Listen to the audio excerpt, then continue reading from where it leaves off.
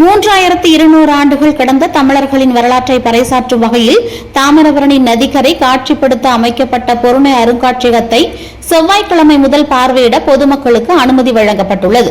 அருங்காட்சியகத்தை எளிதில் பார்வையிடும் வகையில் சிறப்பு பேருந்துகளும் இயக்கப்படும் என மாவட்ட நிர்வாகம் தகவல் தெரிவித்துள்ளது.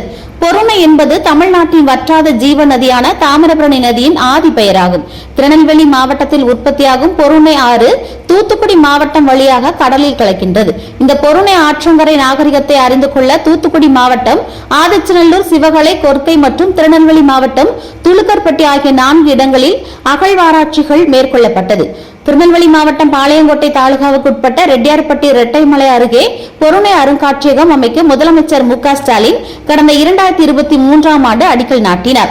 மொத்தம் 13.2 ஏக்கர் பரப்பளவில் 55,000 சதுரடியில் 56 கோடியில் கட்டி முடிக்கப்பட்டு தமிழக முதலமைச்சர் மு க ஸ்டாலின் நேரில் வந்து பார்வையிட்டு அருங்காட்சியகத்தை திறந்து வைத்தார்.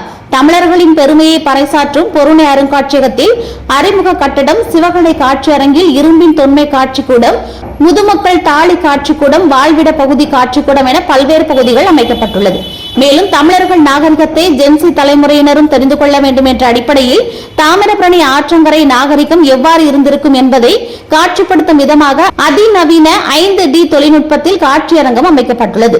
திறந்தவெளி அரங்கம் நிகழ்ச்சிகள் நடத்த ஏற்ற வகையில் வடிவமைக்கப்பட்டுள்ளது. தொல்லியல் மாதிரிகள், உள்ளூர் கைவினைப் பொருட்கள் விற்பனை செய்யும் கடைகள் என வரலாற்றை தெரிந்து கொள்ளும் வகையிலும் பொழுதுபோக்கிற்கும் ஏற்ற வகையிலும் அமைக்கப்பட்டுள்ள பொருணை அருங்காட்சியகத்தை பொதுமக்கள் பார்வையிட செவ்வாய்க்கிழமை முதல் அனுமதி வழங்கப்பட்டுள்ளது. அருங்காட்சியகம் அமைந்துள்ள பகுதிக்கு எளிதில் சென்று வரும் வகையில் நெல்லை சந்திப்பு பேருந்து நிலையம் மற்றும் புதிய பேருந்து நிலையம் ஆகியவற்றில் இருந்து 1 மணி நேரத்திற்கு ஒருமுறை சிறப்பு பேருந்துகளும் இயக்கப்பட உள்ளது. அருங்காட்சியகத்தை பார்வையிடுவதற்கும் அதிநவீன தொழில்நுட்பங்களுடன் கூடிய காட்சி அரங்கை பார்வையிடுவதற்கும் குறைந்த அளவிலான கட்டணம் வசூலிக்க ஏற்பாடுகள் செய்யப்பட்டுள்ளது. கட்டணம் குறித்த அதிகாரப்பூர்வ தகவல் விரைவில் வெளியிடப்படும் எனவும் மாவட்ட நிர்வாகம் தெரிவித்துள்ளது.